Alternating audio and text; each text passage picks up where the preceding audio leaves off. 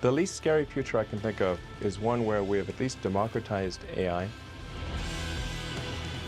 Because if one company or small group of people manages to develop godlike digital superintelligence, they could take over the world. At least when there's an evil dictator, that human is going to die. But for an AI, there would be no death. It would live forever.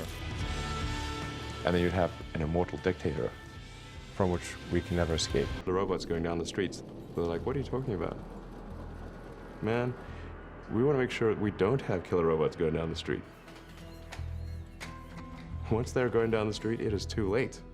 The question here is a lot of experts in AI don't share the same level of concern that you do about the dangers of AI. Fools. What Famous last words. What specifically do you believe that they don't?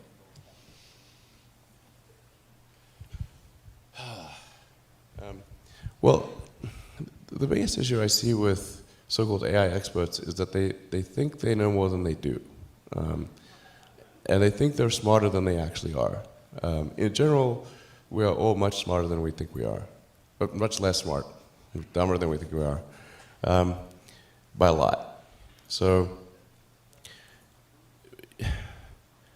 this tends to plague smart people. They just can't. They define themselves by their intelligence, and they don't like the idea that a machine could be way smarter than them. So they discount the idea, which is fundamentally flawed. That's the wishful thinking situation. I'm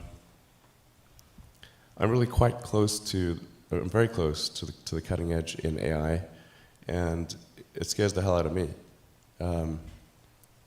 It's capable of vastly more than almost anyone knows, and the rate of improvement is exponential. You can see this in things like AlphaGo, which went from, in the span of maybe 6 to 9 months, it went from being unable to beat even a reasonably good Go player to then beating the European world champion, who was ranked 600, then beating Lisa Dole 4-5, who had been world champion for many years, then beating the current world champion, then beating everyone while playing simultaneously. Then there was AlphaZero, which crushed AlphaGo 100-0. And AlphaZero just learned by playing itself, and it can play basically any game that you put the rules in for. Whatever rules you give it, it literally read the rules, play the game, and be superhuman. For any game. I mean, the deep mind system can win at any game. It can already beat all the original Atari games. It is superhuman. It plays the games at super speed in less than a minute.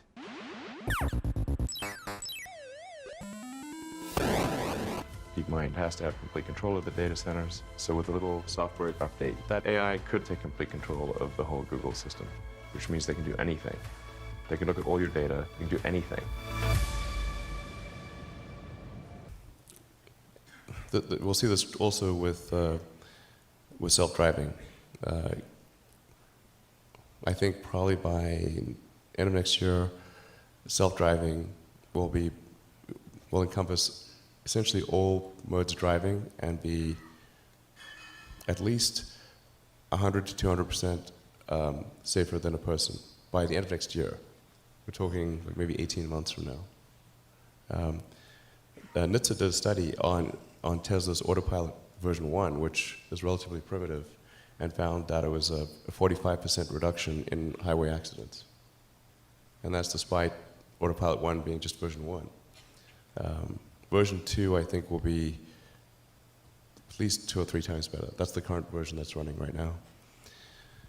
So the rate of improvement is really dramatic. We have to figure out some way to ensure that the advent of digital superintelligence is one which is symbiotic with humanity. I think you just have to consider, like, even in the benign scenario where if AI is much smarter than a person, what do we do? Yeah. What job do we have? You're a neuroscience company, and you're working to build basically an interface to the brain. Yeah. Electrode to neuron interface at a micro level. Okay, what is it? Like, I'm gonna have like a plug in my head that's gonna fit into a hard drive? Like, or how does that work? Yeah. A chip and a bunch of tiny wires. This would be implanted surgically, And it would do what? Could you input? Could you download Jim? Yes. What The long-term aspiration for Neuralink would be to achieve a symbiosis with artificial intelligence, and to achieve a sort of democratization of intelligence, such that it is not monopolistically held in a purely digital form by governments and large corporations. basically an effort for man to merge with machine in Yes. a healthy way. Yes. To beat machines, you basically have to merge with machines. Most likely, yes. Essentially, how do we ensure that the future constitutes the sum of the will of humanity? And so if we have billions of people with a high bandwidth link to the AI extension of themselves, it would actually make everyone hyper smart. We're rapidly headed towards digital superintelligence that far exceeds any human. I think it's very obvious.